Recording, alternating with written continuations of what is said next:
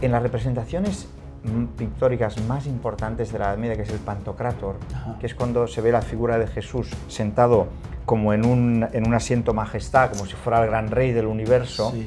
Arriba había una cintita que siempre ponía la misma frase, en latín, ego sum lux mundi, yo soy la luz del mundo, claro. Que era como un moto de toda la Edad Media. Por tanto, es absolutamente escandalizante que la gente identifique la Edad Media con oscuridad, con tenebrismo, con algo oscurantista. Porque es que es todo lo contrario, el espíritu, ya no solo la apariencia. Y te sumo una cosa, viste que como insulto político se suele decir te quedaste en la Edad Media, sos un retrógrado, te quedaste en la Edad Media. Lo que se le podría responder a esta gente, bueno, vos te quedaste en el 18 porque estás leyendo la Edad Media con las anteojeras ideológicas de entonces, ¿no?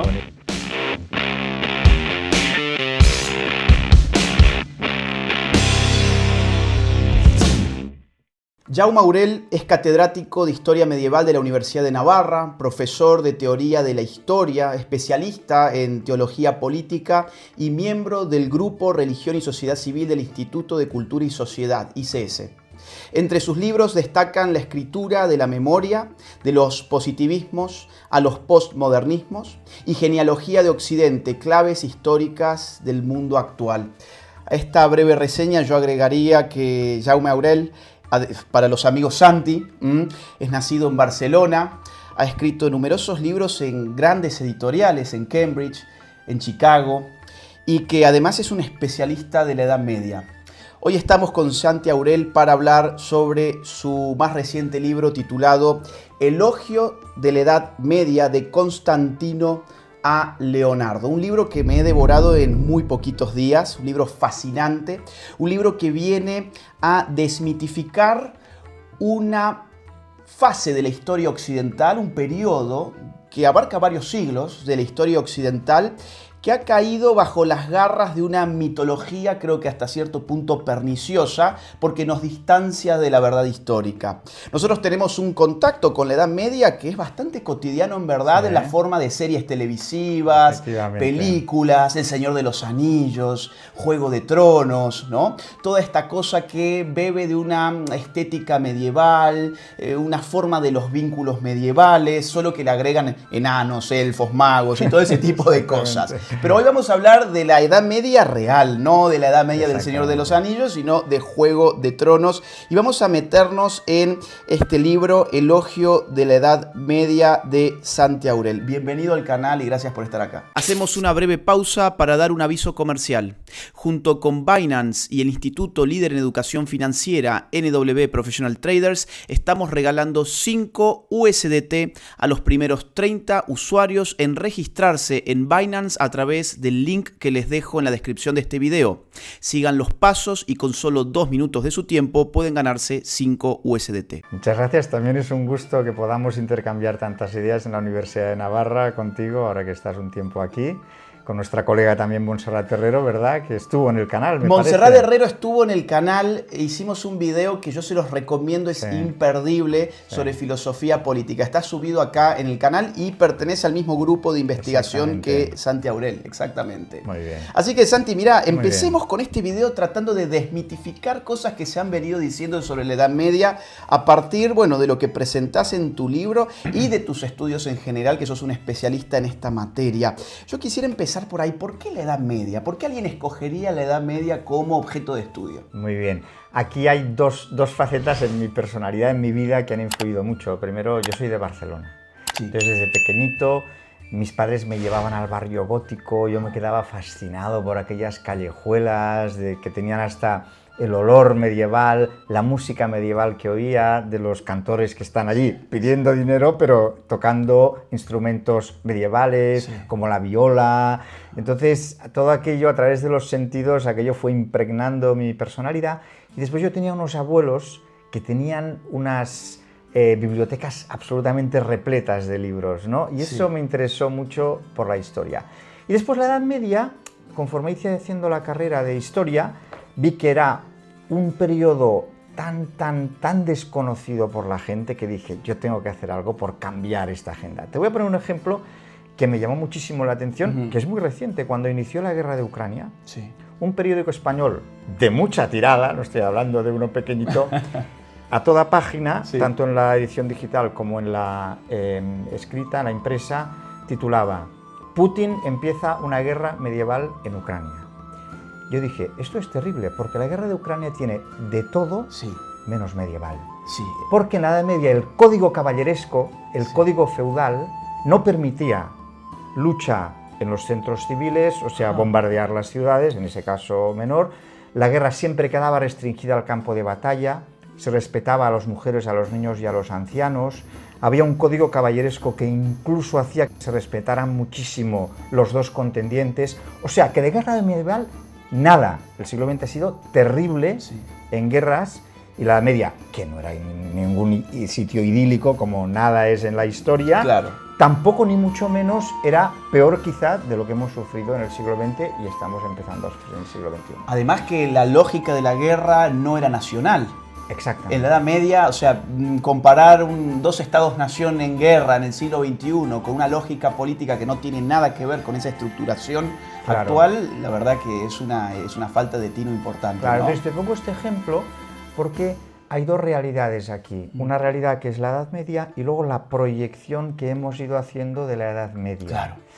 Yo siempre suelo poner el ejemplo, nosotros la idea que tenemos de la Edad Media es la idea que tenían los ilustrados del siglo XVIII, Sí. Voltaire y compañía. Sí. ¿no? Entonces, es como si tú vas al dentista a curarte algo del diente y te encuentras dos puertas. Usted va a ser intervenido con unas técnicas del siglo XVIII, que sería la ilustración, digamos, o intervenido con las técnicas del siglo XXI. ¿Tú cuál elegirías, Agustín? Siglo XXI. Vale. Entonces, lo paradójico es que nosotros, para comprender la historia, utilizamos los mitos que se crearon desde el siglo XVIII. La historia, en parte, es una ciencia también, Exacto, no queremos claro, que lo sea. claro. Pues no, para determinados eventos históricos utilizamos las ideas surgidas en el siglo XVIII. Y por tanto nos sometemos a una operación de dientes con las técnicas del siglo XVIII desde el punto de vista del conocimiento histórico. Incluso la representación metafórica de ese periodo responde a las necesidades político-ideológicas del XVIII. Es decir, un periodo oscuro frente a un periodo ilustrado, ¿no? La luz frente a las tinieblas. Y es cierto, eso es lo que ha conformado, ha configurado la visión que hoy tenemos de la Edad Media, que es la que es necesario de alguna forma contrarrestar, ¿no? Sí. Entonces este libro, que yo lo recomiendo muchísimo, Elogio de la Edad Media, viene a ayudar al lector en ese sentido. ¿De qué siglos estamos hablando cuando hablamos Muy de la Edad bien. Media? Para situar a los A la espectadores. audiencia, perfecto. Antes déjame decirte Sí. que estaba yo pensando en dos títulos para esta obra. A ver, Elogio de la Edad Media, que Sí. es la que quedó, y Las luces de la Edad Media. Las luces, que estaba Porque bueno en la Edad también. Media, tú cuando te acercabas, por ejemplo, a una ciudad, las catedrales estaban dibujadas de colores vivísimos. Sí. Después había antorchas por todos lados, o sea, incluso de noche había luz y de día, por supuesto. En fin, esto era para contarte. Mira, sí. yo Sí. recuerdo haber leído un libro de Regine Pernod Exactamente. que se dedicó también a desmitificar la Edad Media, y había uno de sus capítulos que se llamaba algo así como Los colores de la Edad Media, y decía, la Edad Media fue quizás el periodo más colorido de la historia occidental. Había una combinación de colores que hoy se nos ocurrirían imposibles de combinar, ¿no? Y hacía toda una descripción a Eso partir es. del arte. Estaba bueno también el Sí. título de las luces. Y antes, sí, y antes de aparte de los periodos de los siglos Sí. que abarca, déjame decir otra cosa sobre la luz. En las representaciones pictóricas más importantes de la Edad Media, que es el Pantocrátor, que es cuando se ve la figura de Jesús sentado como en un asiento majestad, como si fuera el gran rey del universo. Sí. Arriba había una cintita que siempre ponía la misma frase, en latín, ego sum lux mundi. Yo soy la luz del mundo. Ajá, claro. Que era como un moto de toda la Edad Media. Por tanto, es absolutamente escandalizante que la gente identifique la Edad Media con oscuridad, con tenebrismo, con algo oscurantista. Porque es que es todo lo contrario, el espíritu, ya no solo la apariencia. Y te sumo una cosa, Sí. viste que como insulto político se suele decir te quedaste en la Edad Media, Sí. sos un retrógrado, te quedaste en la Edad Media, lo que se le podría responder a esta gente, bueno, vos te quedaste en el 18 porque estás leyendo la Edad Media con Sí, las con el anteojeras 18. ideológicas de Buenísimo, entonces, ¿no? buenísimo, ¿Sí? buenísimo. Entonces, Venga. ¿de qué siglo estamos Exacto, hablando? vamos a enmarcar Sí. cronológicamente. Primero, en la Edad Media hablamos desde el siglo IV Ujú. al XV. Ujú. ¿Por qué estos siglos? Fíjate que son 11 siglos. un medievalista como yo, pues tenemos la gran ventaja de que podemos analizar una gran parte de la historia, Sí. ¿no? Estamos hablando de Europa, aunque Europa, Oriente Medio, Rusia, o sea, hablando de Europa, pero digamos, desde una perspectiva muy amplia. ¿Por qué siglo IV y por qué siglo XV? Estos son un arbitrio, es una convención. La Edad Media en sí mismo no existe, son categorías que inventamos los historiadores para comprender la historia. Pero bueno, asumiendo que es un concepto que yo creo que funciona, porque tiene una personalidad muy marcada, siglo IV porque es cuando empieza el emperador Constantino, que es uno de los últimos grandes emperadores del Imperio Romano. Sí. Y que incorpora el cristianismo, se hace público el cristianismo. Sí. Por tanto, caída del Imperio Romano, incorporación del cristianismo al Imperio Romano, esto genera ya una época realmente diferente a lo que llamamos antigüedad. Bien. Y el punto de llegada es el siglo XV, porque realmente a partir de la segunda mitad del siglo XV tenemos el Renacimiento, el humanismo, el protestantismo, la eclosión del Estado y del capitalismo, que son fenómenos, vamos a llamarle, modernos. Sí. Por tanto, creo que más o menos se comprende y tiene sentido esta distinción.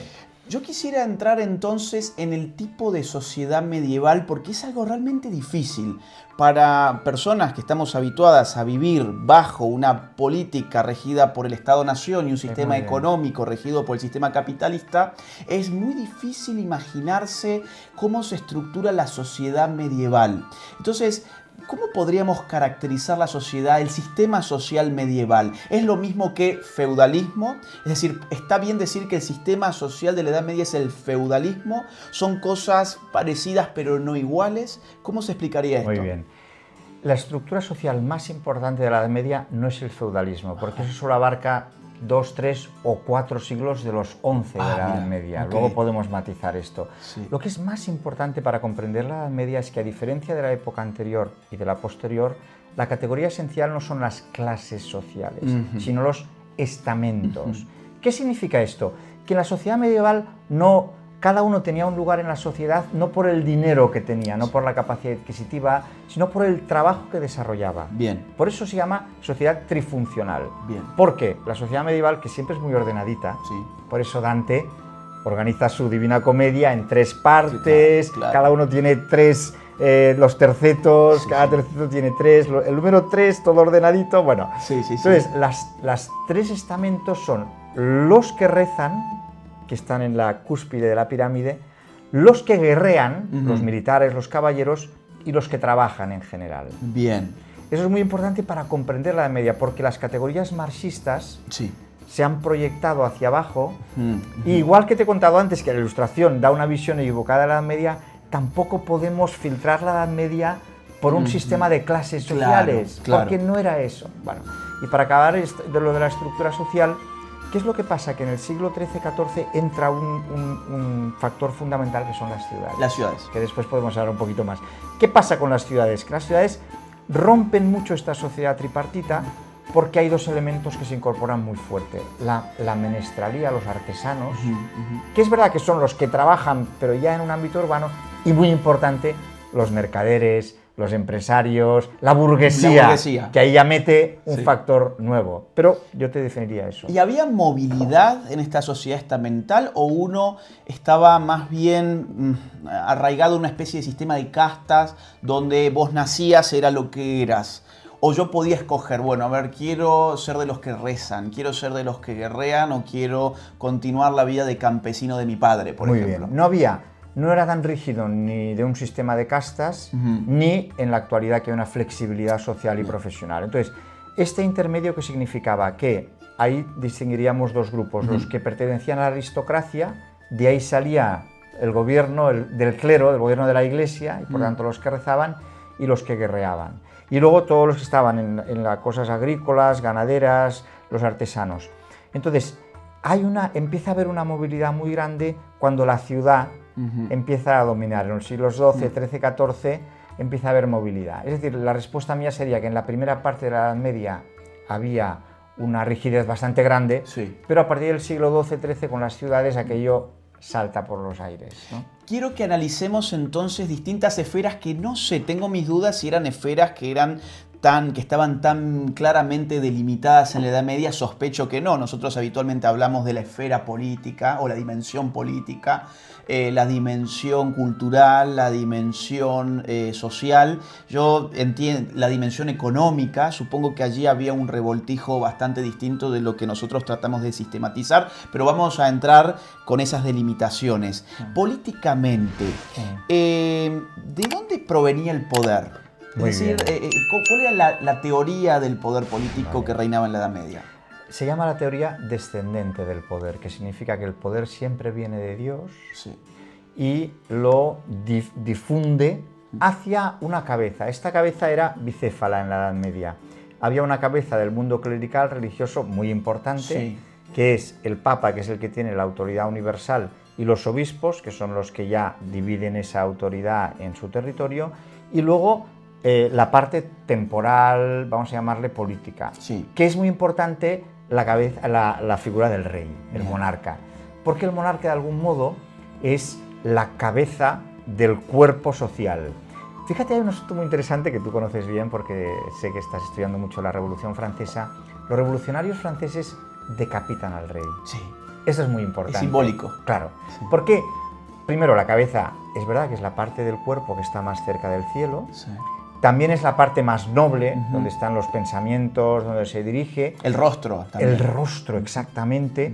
Y es la que hace como de unión con todo el cuerpo. Por tanto, decapitando al rey, los revolucionarios, que de simbología sabían muchísimo, lo que quieren decir es, ya el poder ya no viene de arriba, sino que viene del pueblo y se va hacia arriba. En ese sentido, la política tenía esa idea, una idea descendente del poder. Y además decapitaban a los nobles, ¿no?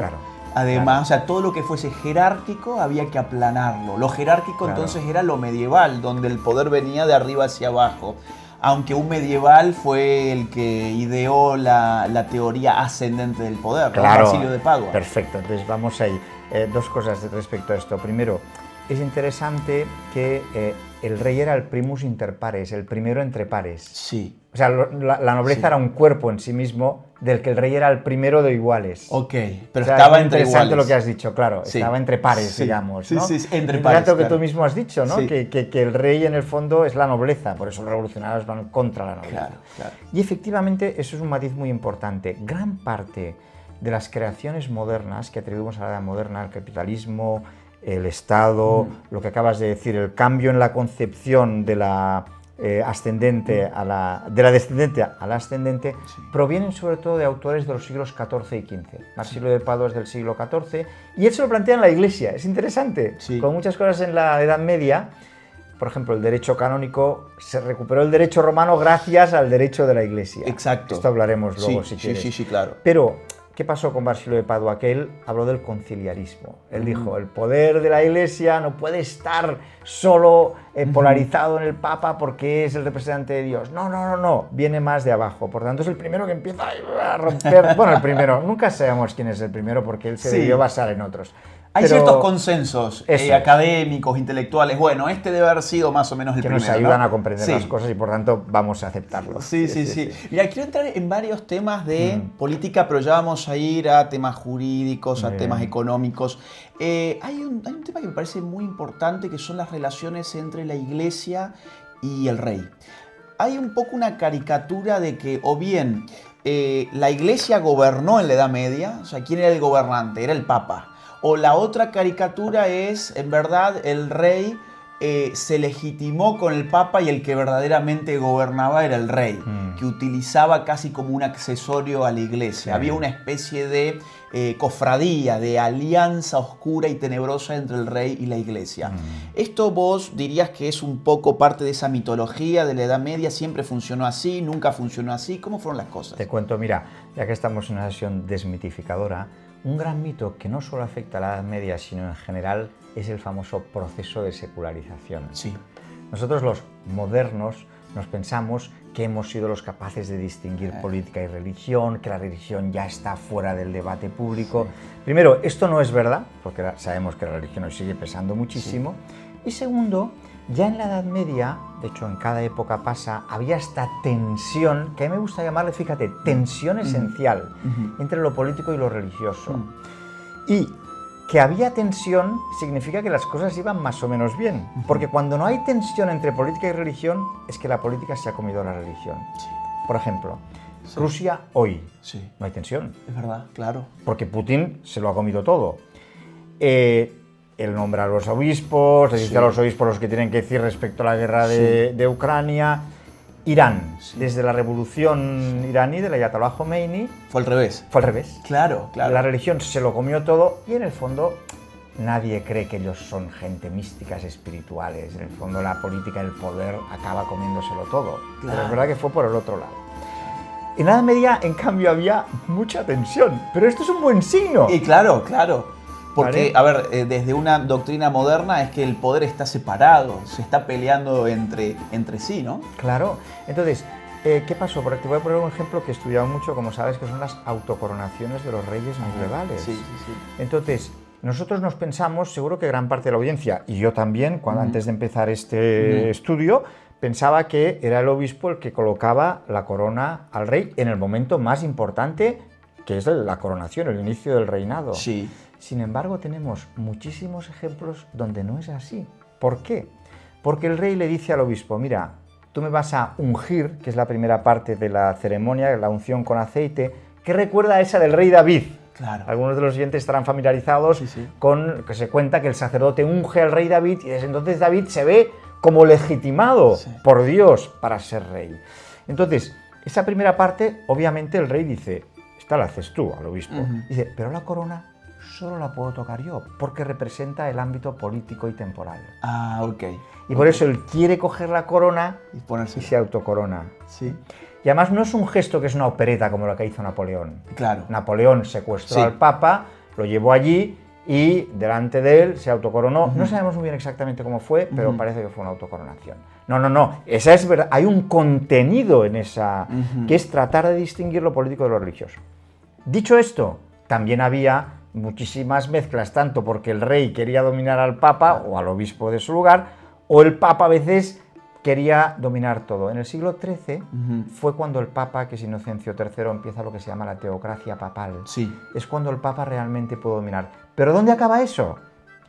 En el cisma de Occidente, en el cisma de tal, y en los problemas conciliaristas, y al final el protestantismo. O sea, el precio que tuvo que pagar la Iglesia para entrometerse en los aferes políticos fue tan grande que esto ha marcado la historia de la Iglesia casi hasta 1870. Claro. Que con la unificación de Italia desaparecen los estados pontificios y por suerte la Iglesia se queda ya confinada en el Vaticano y no tiene nada más que decir. Interesante. O sea, algo característico de Occidente es la tensión entre el poder religioso y el poder, digamos, de los gobernantes, para ponerlo en términos amplios, ¿no?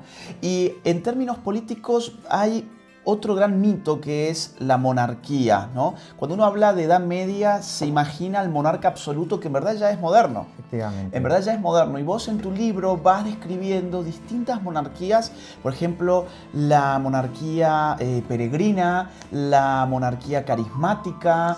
¿Cómo podemos entenderlo? Claro, te cuento. Mira, es muy importante distinguir que desde el siglo IX-X, desde Carlomagno, muchos de los oyentes también están familiarizados con la gran figura de Carlomagno, ¿no? Carlomagno es el primer rey en Occidente que es capaz de rememorar con una cierta entidad el Imperio Romano, que siempre está ahí presente, ¿no? La figura omnipresente, simbólica y real del Imperio Romano. Y a partir de ahí la monarquía se consolida bastante, pero es una monarquía simplemente que se llama territorial. Es decir, el rey es propietario de su territorio como tú eres propietario de este apartamento, ¿no? Incluso probablemente si tú lo tienes alquilado no eres ni propietario, tienes posesión de él. Pero los reyes incluso distinguían de lo que eran propietarios y de lo que poseían, ¿vale? Pero es verdad que a partir del siglo XII aparece lo que llamamos la monarquía feudal. Bien. Que aparte de posesiones territoriales tenía vínculos personales con los nobles, vasallos, y por tanto, hombre, ya es una monarquía que tenía más poder, porque no solo era el espacio, sino las personas. Y efectivamente, a partir del XVI empieza una monarquía que se llama autoritaria. Carlos V, Felipe II, Isabel de Inglaterra, que ya son capaces de dominar algo más que una pertinencia al territorio y una vinculación personal. Hay algo como metafísico que nos empieza a recordar al Estado, ¿vale? Sí. Y luego llegaría efectivamente la absoluta y el totalitarismo, que no tiene nada que ver con esa monarquía territorial o feudal de la Edad Media. No sé si queda un poco más claro. Súper claro. Pero esto es muy importante porque, claro, mucha gente medieval vio como una bendición la monarquía, porque al empezar a tener más poder el monarca, pudo dominar todos esos espacios feudales. Casi anárquicos, ¿no? Claro. Sí. Imaginaros, por ejemplo, esos espacios funcionaban mucho más como la mafia napolitana hoy día. Había un capo que dominaba un territorio y por el poder que tenía, por las vinculaciones personales, nadie se atrevía a ir en contra de él. Pero el rey consiguió que aquello se diluyera un poco y no hubiera tanta presión sobre la gente, ¿no?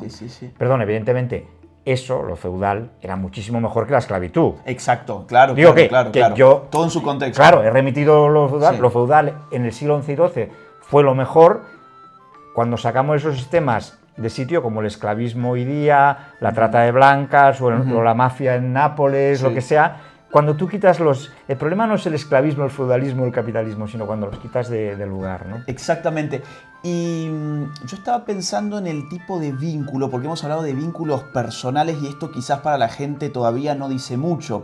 Podemos quizás explicarlo de esta forma. Nuestros vínculos personales jurídicos en la modernidad son contractuales. Es decir, yo contraigo un vínculo contractual contigo firmando un acuerdo que delimita derechos y obligaciones.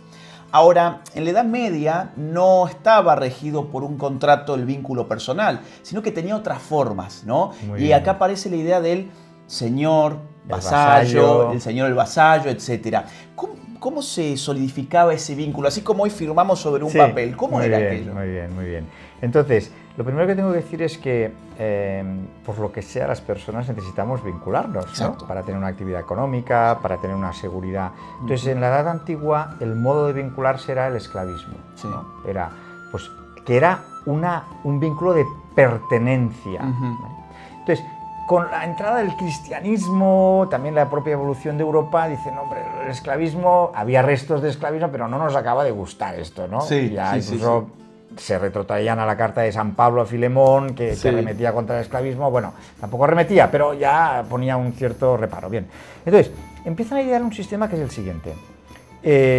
Oye, en lugar de que yo soy tu propietario y te tengo como el micrófono o como las gafas, ¿no? Pero vamos a procurar preservar más la dignidad de las personas. Vamos a hacer un vínculo personal. O sea, ni de propiedad ni contractual, sino personal. Entonces, ¿cómo se ejecutaba? Con una ceremonia. Es muy interesante que ellos, en lugar de un contrato en papel, pues ellos hacían una ceremonia. Algunos de los oyentes, de los que están viendo esto, estarán familiarizados con unas imágenes que se ve un vasallo poniéndose de rodillas con actitud orante, que es lo que después ha quedado en rezar, ¿no? Con las manos así. Esto es que el vasallo se ponía de rodillas y le prestaba, a través de un juramento, fidelidad al señor. Y el señor, cuidado, porque era both sides, como dicen los ingleses. El señor también tenía obligaciones con el vasallo, sobre todo la de velar por su seguridad. Esa era la más importante, que era esencial en ese periodo. Por tanto, no era un contrato, después las cosas se escribían, pero el acto esencial es el rito. Fíjate, perdona, que los que estén familiarizados con el rito cristiano, todavía en los sacramentos, lo esencial es un gesto, una palabra, un rito, derramar agua, poner aceite en la confirmación. Claro. Eso sí que es verdad que es una reminiscencia medieval muy interesante. Es muy simbólica la Edad Media, ¿no? No, estaba pensando incluso en imágenes de la introducción que hice mencionando a Juego de Tronos, El Señor de los Anillos, donde, bueno, quizás no aparecen así los personajes, pero sí que se arrodillan y con una espada le toca el hombro y ahí se configura un vínculo. Ahora, ¿quién es garante de ese vínculo? ¿Por qué yo debería cumplir un vínculo de ese tipo? Es decir, ¿tiene una investidura religiosa el vínculo feudal? Dos cosas aquí. Primero, el juramento para una sociedad creyente iba a misa, nunca mejor dicho. Claro. O sea, la persona psicológicamente Hoy día, desgraciadamente, lo digo claramente, estamos en una época de la posverdad y esto tiene enormes problemas para una sociedad. La sociedad medieval, yo no quiero idealizar nada, tenía muchos problemas, pero una palabra dada, te jugabas la vida por eso. Te voy a poner un ejemplo, una pequeña digresión que me parece que viene al caso. Hay un rey aragonés, como sabéis, la corona de Aragón era Aragón, Cataluña y Valencia, un rey aragonés que se llama Pedro el Católico. Sí, digo porque lo del católico ahora vendrá al caso. Está en el libro. Vale, entonces, vale, lo has leído. Es muy bueno, ¿verdad? Sí, claro. O sea, entonces Pedro el Católico tiene unos vasallos que no solo son los de Cataluña, Valencia y Aragón, sino también del sur de Francia. Sí. Entra el catarismo, que es una herejía. Sí. Entonces, el Papa se pone de acuerdo con el rey inglés y francés. También ahí hay mucho manejo político-religioso. Claro. Que querían que la corona de Aragón no tuviera mucha fuerza. Ajá. Entonces, Pedro el Católico tiene un enorme dilema. Sí. Yo he hecho juramento para preservar la seguridad de esta gente, los cátaros, y por tanto se juega la vida y se la juega. Y muere en la batalla defendiendo a los cátaros que son herejes contra el Papa, Wow. porque había hecho el juramento de sus vasallos de preservar la seguridad de sus Cumplió con su vasallos. palabra. Cumplió con su palabra. Impresionante. Esto era una cosa. La segunda, o sea, la primera, lo que garantizaba era el sentido de fidelidad. Sí. Vale. Y la segunda, muy importante, nosotros pensamos que eran analfabetos en la Edad Media. Eran analfabetos solo de escritura, la mayor parte, pero sabían leer las imágenes, los ritos, los gestos maravillosamente bien. Ellos entraban en una iglesia y las imágenes les decían infinitamente más de lo que nos dicen a nosotros. Sí. En ese sentido, para ellos, lo que quedaba en un rito, en una ceremonia, marcaba muchísimo una realidad, no era solo un gesto. Claro. Por eso se llama el rito. El rito es cuando hay una realidad detrás. Una ceremonia puede ser algo vacía, digamos, de formal solo. Un rito es algo que tiene un contenido. Y ese contenido la gente sabía lo que implicaba y estaban dispuestos a llevarlo hasta las últimas consecuencias. Estas son las cosas que nos cuesta comprender porque ha pasado mucho tiempo y la sociedad ha cambiado mucho. Entonces, el objetivo de este video es poder situarlos a ustedes en una etapa de la historia que habitualmente se cuenta muy mal, a veces con malicia, a veces simplemente por ignorancia. No vamos a adjudicar malicia, pero en general es por ignorancia, porque bueno, hay un relato muy definido sobre la Edad Media y es lamentablemente lo que se enseña generalmente en los colegios, lo que vemos por la televisión, en los debates periodísticos. Vamos a entrar en política, sí, alguna puntita sobre el tema. ¿Cómo era la economía medieval? Es decir, ¿había un sistema de trueque, de monedas? ¿Había intercambios? ¿Era una economía familiar donde la familia cultivaba lo que iba a comer esa noche? ¿Cómo funcionaba? Entonces aquí sí que podemos hablar de una evolución, desde una política realmente muy de intercambio. Cuando cayó el Imperio Romano, los siglos 5, 6, 7, la sociedad urbana se perdió, yo creo que es lo más importante de esa caída, y por tanto se transformó en una sociedad muy agrícola, ganadera, y el intercambio inmediato. Muchos de los que están viendo este vídeo viven en pueblos, y en los pueblos, por ejemplo, a veces sigue habiendo la costumbre del mercado un día a la semana. Ajá, sí. Es muy bonito porque eso es muy medieval. La gente de la comarca venía al centro comarcal, que no era una gran ciudad, pero era un pueblo, y ahí se hacía el intercambio. Por tanto, era un intercambio local, vamos a llamarle. Claro. Bueno, lo que pasa es que a partir del siglo X, XI, o sea, estamos hablando de 5 siglos, del X al XV, el comercio marítimo, sobre todo, una vez que esto nos llevaría demasiado lejos, se han aclarado las posturas entre el mundo islámico, que ha dominado todo el norte de África y Oriente Medio, y el mundo cristiano, el Mediterráneo se vuelve a abrir un poco y empieza a haber ya un intercambio que yo diría no solo regional, sino internacional, hablando en términos contemporáneos. O sea, desde la península ibérica hasta prácticamente lo que ahora es Irán, ¿no? Todo un espectro muy amplio, norte, sur, este, oeste, ¿no?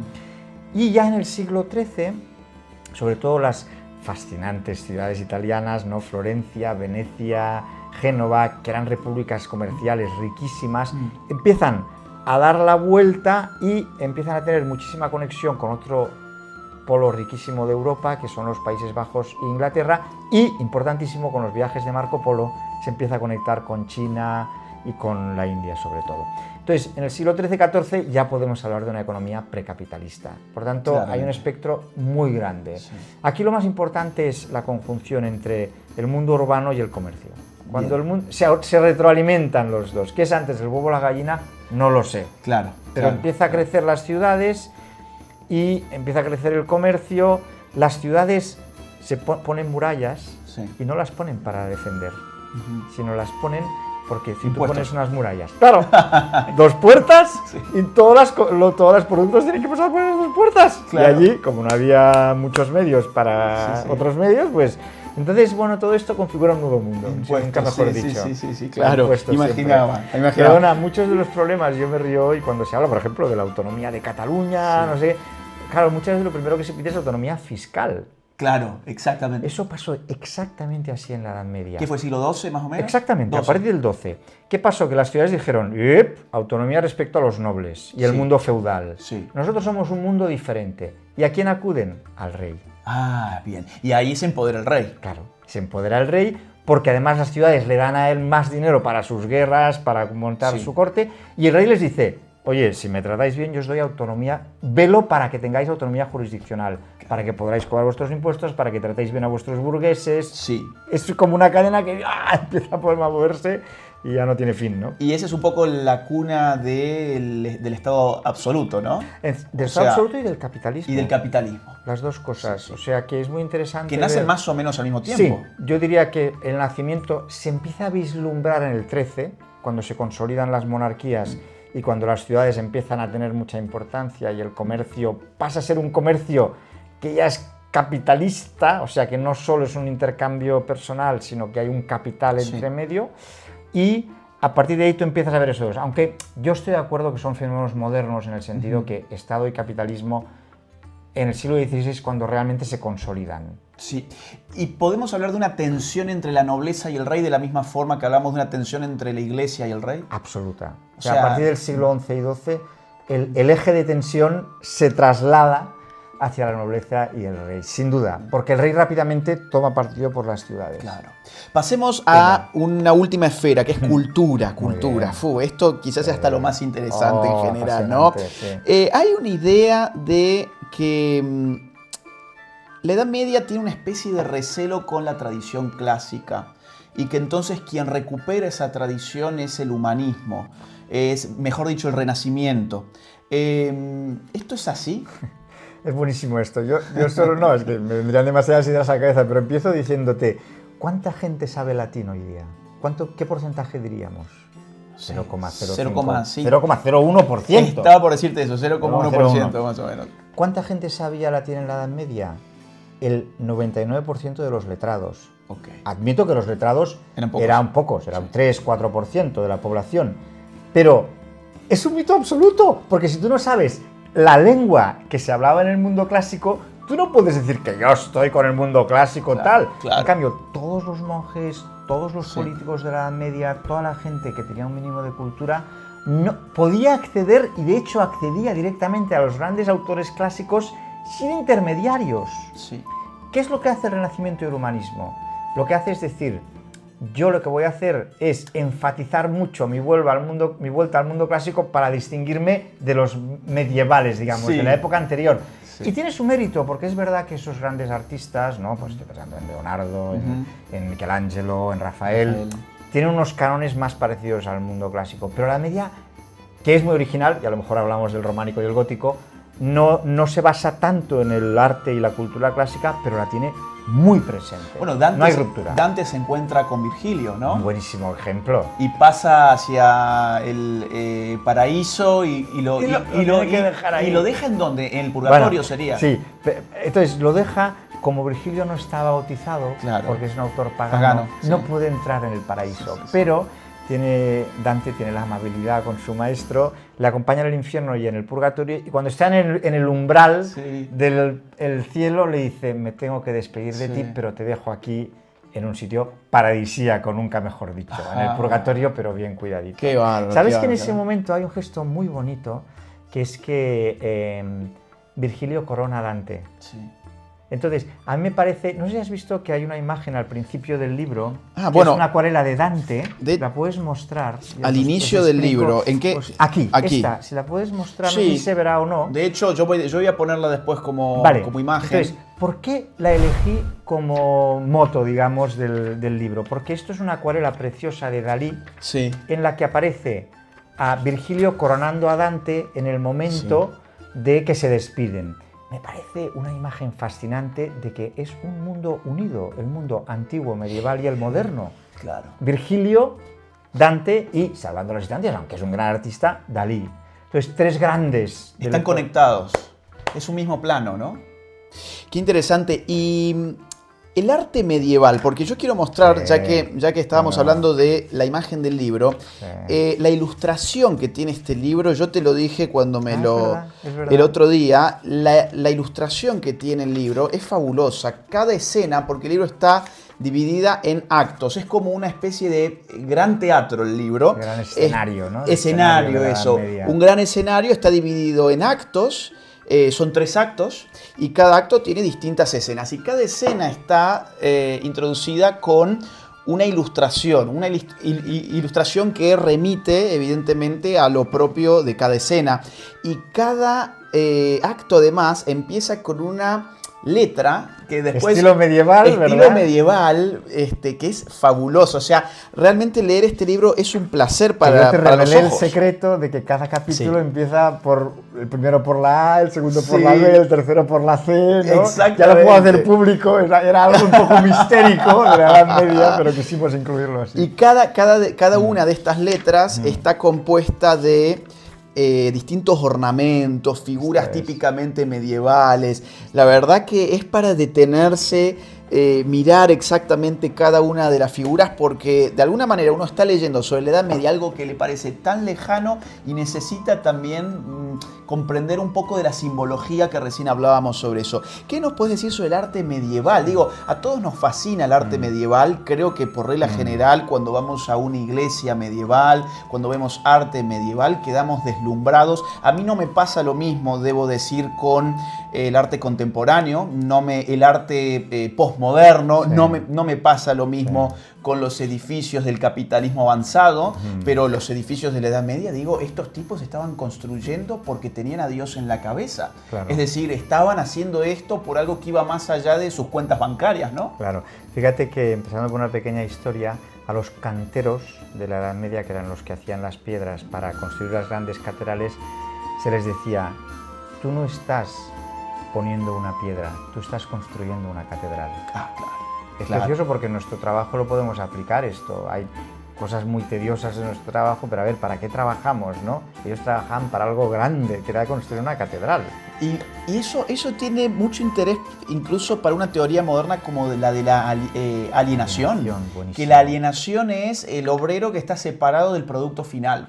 Y es el obrero que solamente pone una tuerca, ¿no? Agarra la tuerca, pone la tuerca y ya no tiene contacto espiritual, vamos a decir así, con el producto final de su obra. Claro. Acá no había alienación, podríamos decir. No, y de hecho fíjate que en el mundo moderno y contemporáneo, cuando hay buenos jefes, son los que son capaces de hacerles ver a la gente que está haciendo tareas aparentemente rutinarias que ellos forman parte de un equipo, o sea que también depende mucho de cómo lo planteas, ¿verdad? Sí.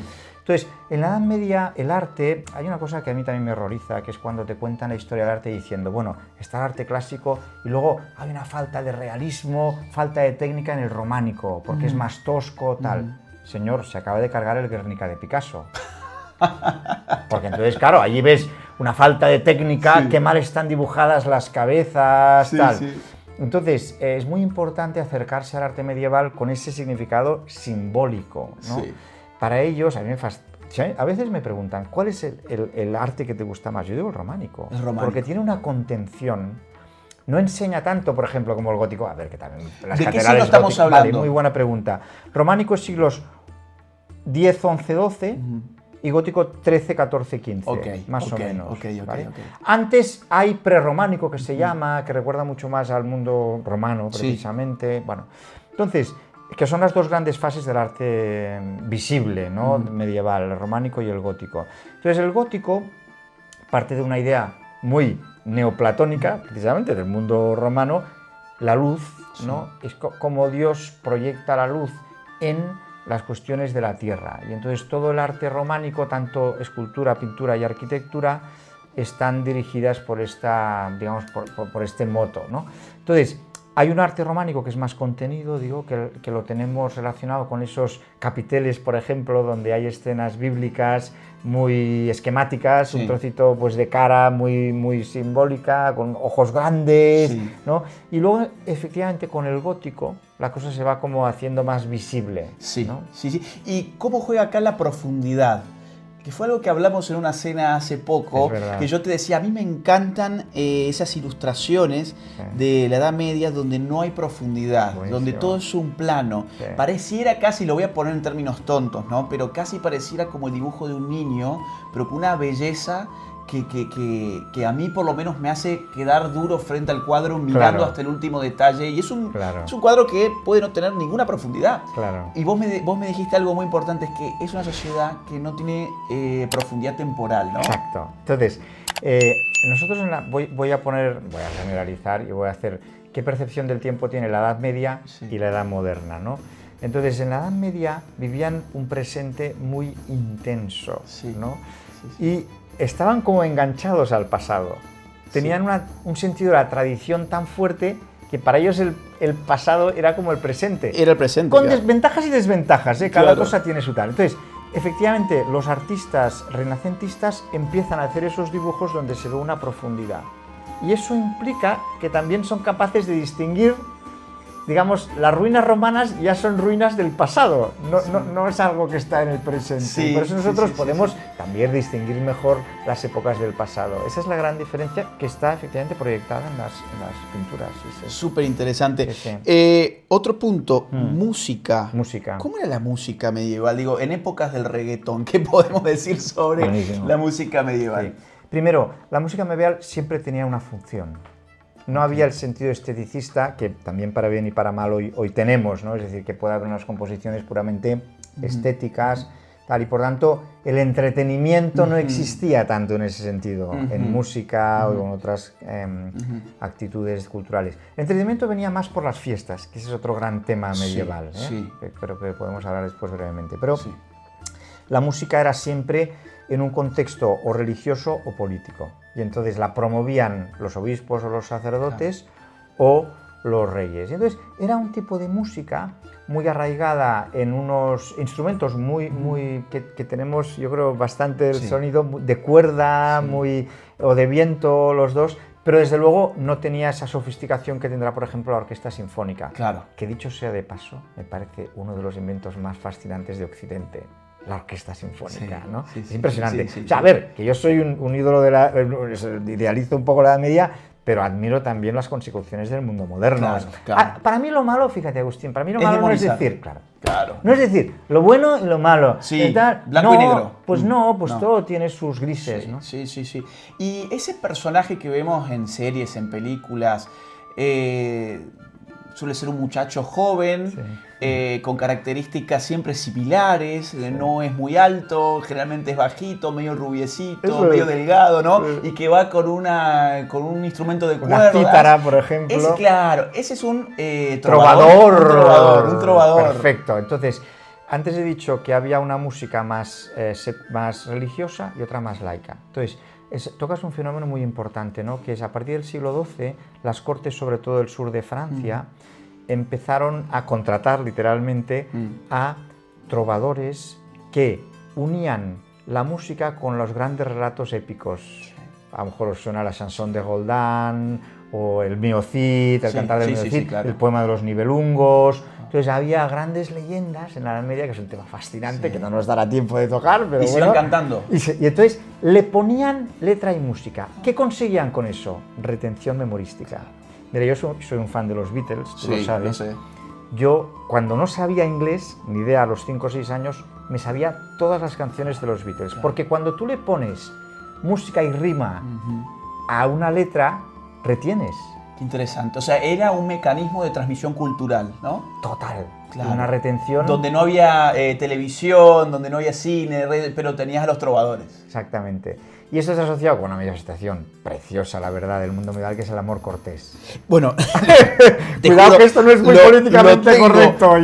Amor cortés versus amor romántico, ¿no? Sí, exactamente. El amor romántico es una invención del siglo XIX.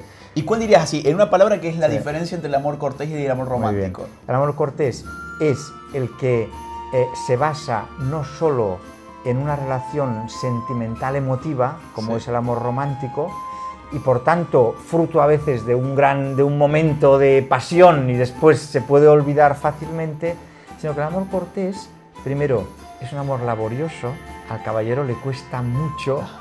Tiene que trabajar. Exacto, hacer que la dama, idealizada también, se vaya acercando a él, y la dama se deja acercar lentamente. Ahora, una vez están cerca, entonces la fidelidad, que es otro valor que hemos dicho, dura mucho más. Por tanto, las relaciones entre hombres y mujer estaban como más marcadas por la fidelidad, que hoy ya tampoco es una cuestión, también para bien y para mal, que hoy no está muy a la moda. Por tanto, lo distinguiría sobre todo en eso. Algo que vos comentás es que Dante sublima su amor cortés para darle vida a una de sus obras, ¿no? Efectivamente, a Beatriz, que es su...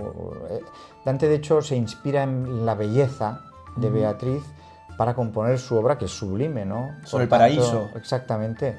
Entonces, ¿qué está pasando aquí? Que el amor cortés también lleva unas manifestaciones culturales y artísticas sublimes. Interesante. ¿No? Entonces, en el fondo, a ver, hoy día mezclamos los dos amores, ¿por qué no? Pero es verdad que hay modelos que realmente son más hegemónicos, ¿no? Pregunta polémica en esta misma línea. ¿Vos dirías que había más o menos violencia sexual o no tenemos la verdad manera de saberlo? Mira, la respuesta es que no tenemos manera de saberlo. Entonces, aquí hay una cosa que sí sabemos, ha corrido el bulo de, por ejemplo, que los señores feudales tenían derecho de pernoctar, derecho de pernada, que era pernoctar con la mujer de su vasallo la primera noche. No hay absolutamente ninguna evidencia escrita de esto.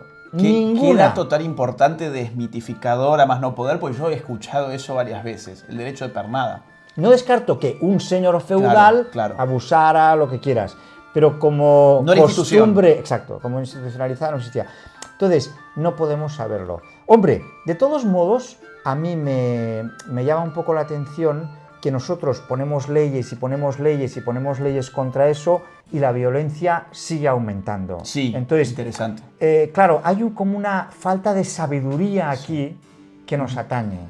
Y a veces, quizá tenemos más conocimiento que la Edad Media, pero sabiduría no estoy muy seguro, porque en la Edad Media las cuestiones es verdad que tendían a simplificarse mucho y se buscaban soluciones que fueran muy tal. Y luego déjame desmitificar otra cosa, porque esto sí que tengo que hacerlo. Esta te la iba a dejar para el final, vale. Ya supongo por dónde vas, pero quiero que se queden porque yo dejé así el postre para el final, que va a ser lo más importante, que ya, mira, lo tengo hasta circulado acá.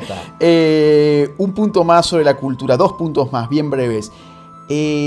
La caballerosidad, la idea del caballero. ¿Qué era ser caballero? Muy bien. Ahí hay un libro que también aconsejo a la audiencia, que es el de Ernst Gombrich, Historia breve del mundo.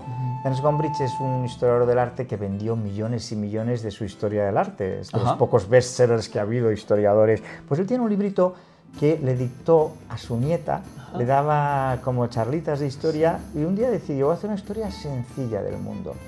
Entonces, claro, es un hombre que tiene un prestigio brutal en todo el mundo. Y cuando se detiene en la Edad Media, le cuenta a su nieta, Elsa, le dice: mira, en la Edad Media los caballeros acostumbraban a dejar pasar a las damas delante de la puerta, los caballeros trataban bien a las mujeres. Dice, más allá del gesto, explica Ernst Gombrich, esto implica una sabiduría, que es el respeto mayor que había entre el hombre y la mujer, ¿no? Porque nosotros vemos el caballero muy especial, pero la mujer también agradecía esos detalles que tenía el hombre, ¿no?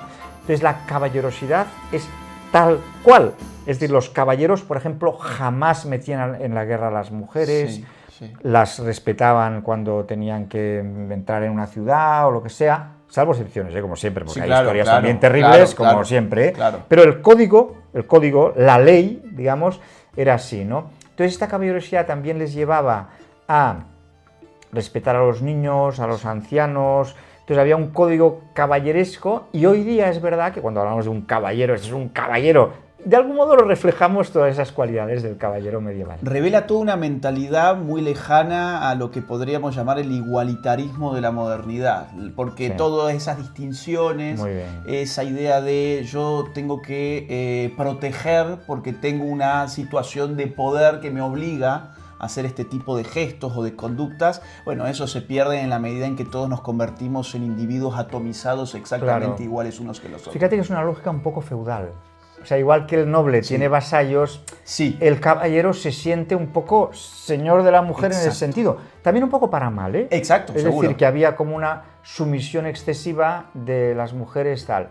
Pero ahí también hay mucho que hablar, como sabes. Sí, ¿no? de hecho está en el libro, todo cómo se empieza que a abrir el panorama de la mujer también en la Edad Media. Ni mucho menos hay una progresión de derechos tal, porque en la Edad Media, desde luego la Edad Moderna, la primera Edad Moderna, es muchísimo más misógina que la Edad Media. Esto me llevaría demasiado lejos, pero esto hay que tenerlo en cuenta, ¿eh? Hay un gran libro, se llama La mujer y las catedrales, si mal no... Fíjate, no lo tengo situado. La mujer y las catedrales, donde desmitifica mucho sobre el papel de la mujer en la Edad Media y cómo en la modernidad temprana, en verdad, la mujer vivió probablemente su peor época. Sí, su peor época. Un último punto sobre la cultura, las universidades. Claro. Digo, hoy vamos a las universidades y podemos a veces creer que son una invención, no sé, digo, del siglo XVIII, del siglo XIX, ¿no?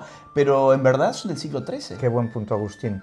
Este es un tema fascinante porque en el siglo XIII se crean las universidades y hoy día es un invento de Occidente que está en todo el mundo, porque hablamos de la Universidad de Sudáfrica, de Brasil, de Japón y de Australia, y todas tienen el mismo aire con el que se creó en el siglo XIII. ¿Cómo se creó? Mira, hay una definición fascinante de la universidad, que para mí sigue siendo la mejor, que es de Alfonso X el Sabio, rey castellano de final del siglo XIII, que dice: la universidad es ayuntamiento entre profesores y estudiantes. Sí.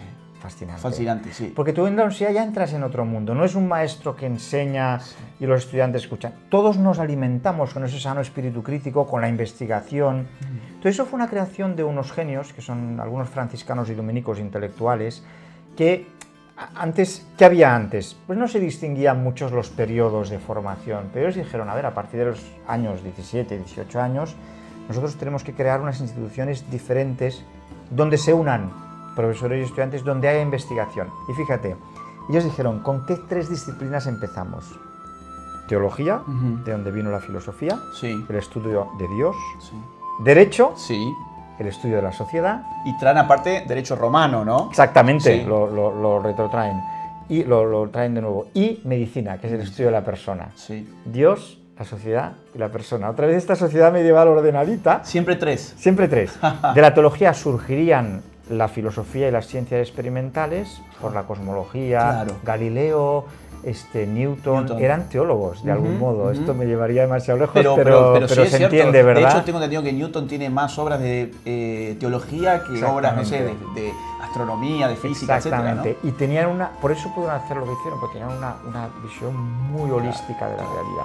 Luego del derecho surgirían todas las ciencias sociales, que en el siglo XX, pues la sociología, la antropología, la psicología, política, la educación, la política, la comunicación. Y de la medicina surgirían pues todas las ciencias médicas tal como las conocemos hoy. Por tanto, es interesante que ya ese invento estuviera ya en el siglo... Es un invento medieval. Es un invento medieval. Lo es. Innegable. Hemos hecho un gran recorrido, pasamos por el sistema social, político, económico, cultural y vamos a cerrar con el postre. A ver, el mito de los mitos, la Inquisición. Supongo que ahí querías ir cuando te frené recién. Sí. La Inquisición. Bueno, vemos que lo que más se achaca a la Edad Media es ser un tiempo de persecución al infiel, a las brujas, a los herejes. Y que la Inquisición fue la institución diseñada a esos efectos. ¿Esto es así? Esto no es así, porque la Inquisición es un fenómeno moderno. Es impresionante la equivocación que hay aquí, el equívoco, ¿no? ¿Por qué es un fenómeno moderno? Porque la Inquisición es un instrumento del Estado para controlar la religión de sus súbditos, ¿no? Entonces, no puede haber Inquisición si no hay Estado moderno. Claro, es que exacto. Es tal.